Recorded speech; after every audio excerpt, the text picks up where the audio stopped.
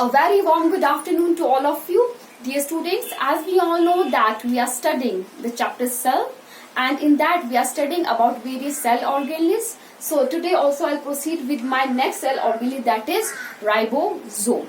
Okay.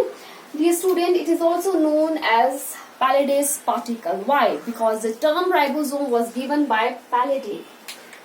Dear students, minded that the discovery of any cell or an organelle, it is not at all an easy task. Okay, it requires a lot of hard work. So various scientists, they involve themselves in the discovery of particular organelle. Okay, so here also different scientists contribute, okay, their hard work in the discovery of your organelle, that is ribosome. So first of all, it was isolated by Claude from the cytoplasm, and at that time it was known as microsome. Okay, microsome. Second, it was observed in the root cell of Vicia faba by Robinson and Brown.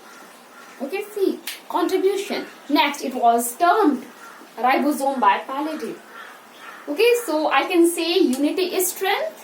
Okay, so when different scientists they did their hard work in the discovery, they found an organelle known as ribosome. Okay, and they observed that it is a non-membranous organelle.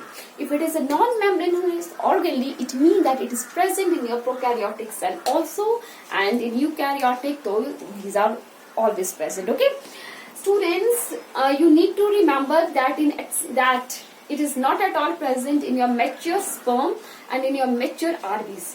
Okay, these are the exception.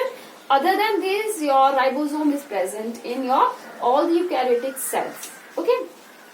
Beside this, it is also present in various organelles such as mitochondria and plastid. And when it is present in your mitochondria, it is known as mitoribosome. And when it is present in a plastid, it is known as plastidoribosome. Clear? And if I talk about that, it is present in cytoplasm. What is cytoplasm? It is the floor of your cell. Okay, it is present on the membrane of your organelles. Okay, such as endoplasmic reticulum and nucleus, or it can be free in the cytoplasm. For example, free. What does it mean? Suppose it is your cytoplasm. It is nucleus. Okay, it can be free here.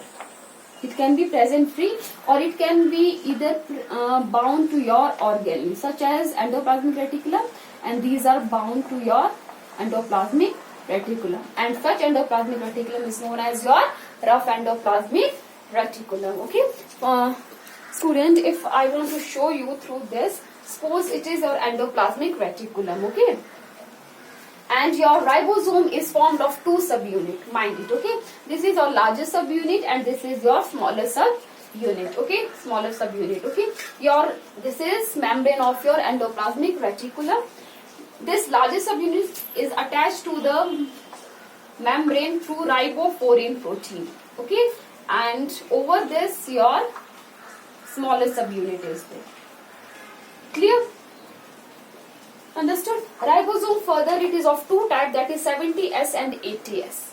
Okay, 70S is present in your prokaryotes, okay, and in various organelles such as mitochondria and plastid. Okay, and student, what is this S mean here? S means sedimentation coefficient or Seversberg constant.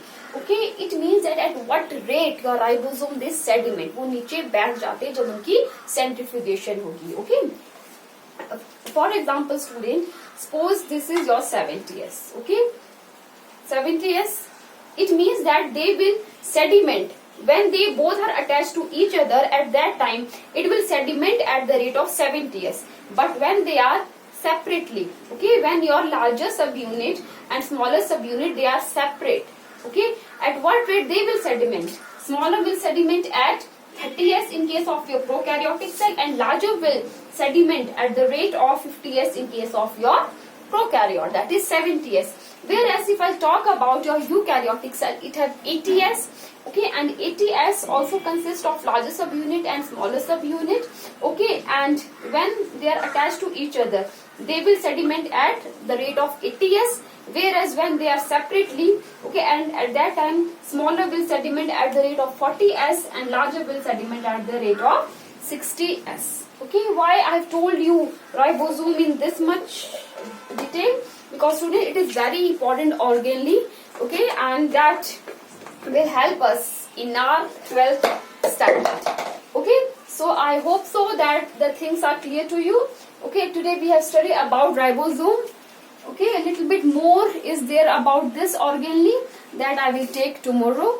Okay, I hope so that you have understood about it. If there is any query, please to call me. Thank you and have a nice day.